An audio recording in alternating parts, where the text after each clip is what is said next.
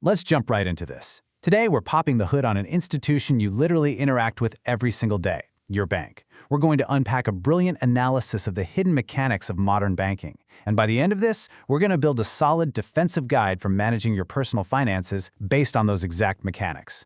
We're stripping away all the boring jargon to look at the raw engine of how banks actually operate. And we're starting off with a bang. Listen to this quote straight from our source material. Banks exist for one reason: to keep you in debt. Wow, that's a pretty stark, blunt statement, isn't it? The source argues that everything else a bank does is entirely peripheral to this single driving goal. It completely flips the script on how we're traditionally taught to view these massive financial pillars in our communities. Think about the public perception shaped by millions of dollars in marketing. We all know those heartwarming, cuddly adverts implying the bank is your lifelong best friend, right? Always there to hold your hand through life's big milestones. But the analysis points out a much colder financial reality. Their core business model is not actually about solving your life problems. It's structurally designed to maximize consumer debt. To really understand the risks to your personal finances, the analysis strips banking down to its absolute bare bones. According to the source, banks really only perform three true functions: bookkeeping, borrowing, and lending. Now, you might be thinking, wait a minute, my bank sells life insurance and pensions. Well, the analysis notes that yes, they act as massive conglomerates selling those products, but those are just side hustles. Other organizations can easily do that. Core banking relies exclusively on these three pillars. Let's break them down. First up is bookkeeping. You might not think of it this way, but maintaining your checking account is just a massive bookkeeping exercise. You get paid, the bank logs a plus. You buy some groceries, they log a minus. It's totally vital, absolutely, but the source points out a crucial fact here.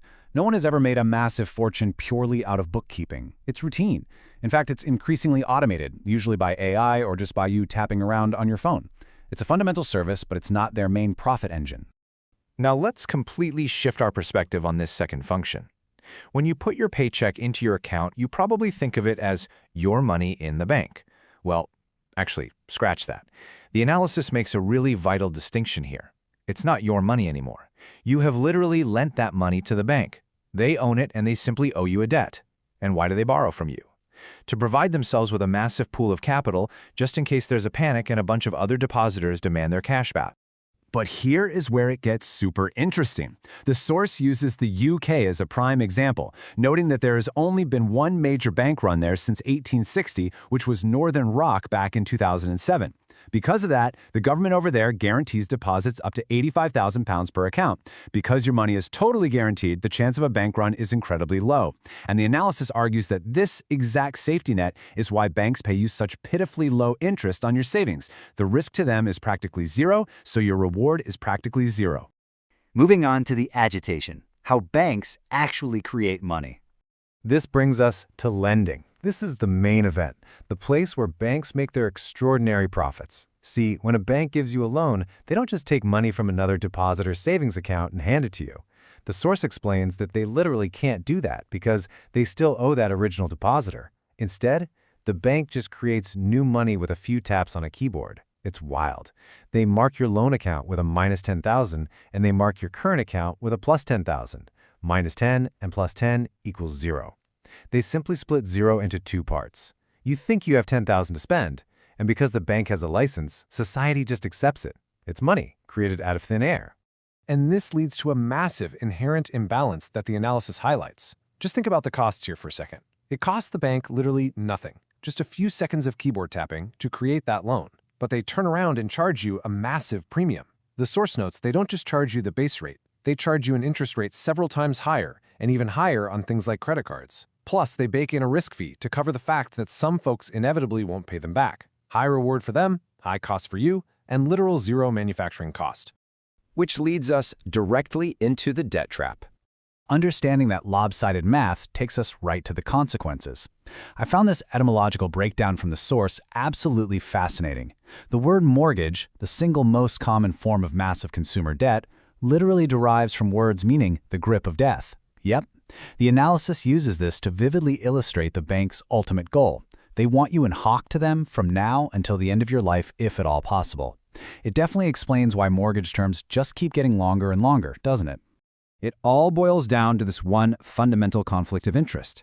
If the bank was truly that cuddly, friendly entity from the TV commercials, and they actually succeeded in getting you totally out of debt, they would literally have no business left. The source points out that they couldn't survive, at least not while making the astronomical profits that rank them among the highest-earning companies on the planet. Your financial independence is quite literally a direct threat to their bottom line. So, what's the solution? Let's build your financial defense guide. Knowing all of this, how do we actually protect ourselves? Well, here is your financial defense guide based on the exact risks we've just covered.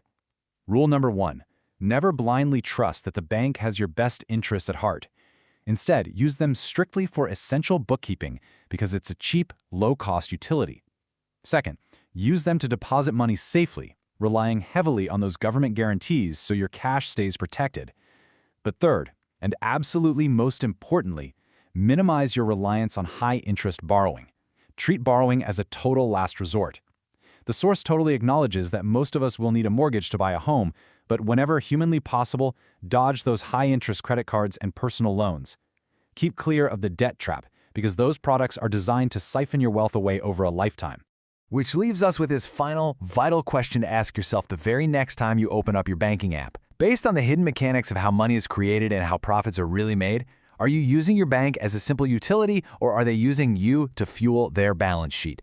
It's a powerful shift in perspective and one that can completely change how you manage your financial future. Thank you so much for hanging out with me for this explainer, and I really hope this defense guide helps you navigate your personal finances with a whole lot more clarity.